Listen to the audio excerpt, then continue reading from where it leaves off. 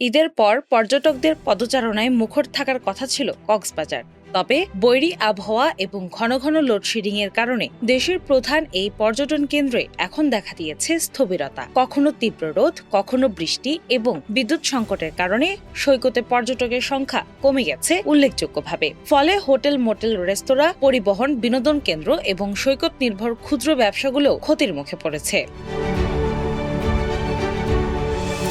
বিদ্যুৎ উন্নয়ন board PDB সূত্রে জানা গেছে, কক্সবাজার শহরে প্রতিদিন প্রায় 50 মেগাওয়াট বিদ্যুতের চাহিদা থাকলেও সরবরাহ করা হচ্ছে মাত্র 30 থেকে 35 মেগাওয়াট। চাহিদার তুলনায় সরবরাহ কম হওয়ায় শহরের বিভিন্ন এলাকায় নিয়মিত লোডশেডিং হচ্ছে। অতিরিক্ত চাপের কারণে মাঝে মধ্যে ট্রান্সফরমারেও কারিগরি ত্রুটি দেখা দিচ্ছে। পিডিবির নির্বাহী প্রকৌশলী আব্দুল কাদের গনি জানিয়েছেন, বিদ্যুতের ঘাটতির কারণে কিছু সমস্যা তৈরি হলেও পরিস্থিতি নিয়ন্ত্রণে রাখতে নিয়মিত মনিটরিং করা হচ্ছে।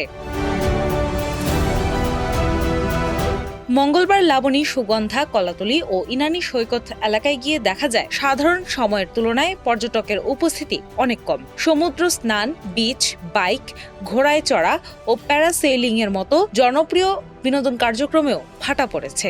ঢাকা থেকে পরিবার নিয়ে ঘুরতে আসা মোমিন মোল্লা জানান, কয়েকদিন থাকার পরিকল্পনা থাকলেও আবহাওয়া ও বিদ্যুৎ সমস্যার কারণে তারা একদিন আগে ফিরে যাওয়ার সিদ্ধান্ত নিয়েছেন।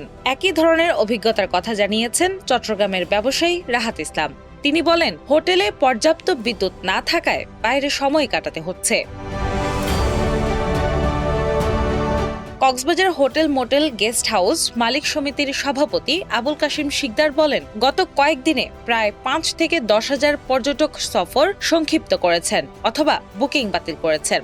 তার হিসেবে একজন পর্যটক গড়ে প্রায় 10,000 টাকা ব্যয় করেন। সে হিসেবে পর্যটন খাতে ইতিমধ্যে কোটি টাকার সম্ভাব্য ক্ষতির আশঙ্কা তৈরি হয়েছে। Marine drive Kolatoli hotel resort মালিক সমিতির সাধারণ সম্পাদক মুকিম খান বলেন, ঈদের পরদিন পর্যটন খাত কিছুটা চাঙা হলেও বিদ্যুৎ ও জ্বালানি সংকট আবারও পরিস্থিতিকে দুর্বল করে দিয়েছে।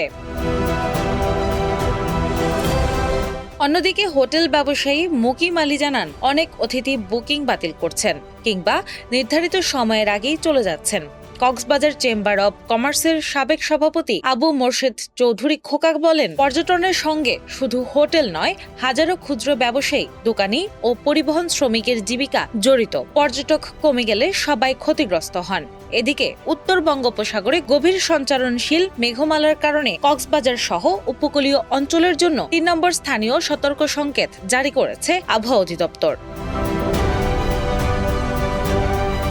কক্সবাজার আবহাওয়া অফিসের কর্মকর্তা আব্দুল হান্নান জানিয়েছেন, আগামী কয়েকদিন আরও বৃষ্টির সম্ভাবনা রয়েছে। পর্যটন সংশ্লিষ্টদের মতে, কক্সবাজার পর্যটন খাতের উপর প্রত্যক্ষ ও পরোক্ষভাবে প্রায় 5 লাখ মানুষের জীবিকা নির্ভরশীল। দ্রুত বিদ্যুৎ ও জ্বালানি সংকটের সমাধান না হলে তাদের অনেকেই অর্থনৈতিক অনিশ্চয়তায় পড়তে পারেন। ডেস্ক রিপোর্ট, বাংলাবাজার পত্রিকা।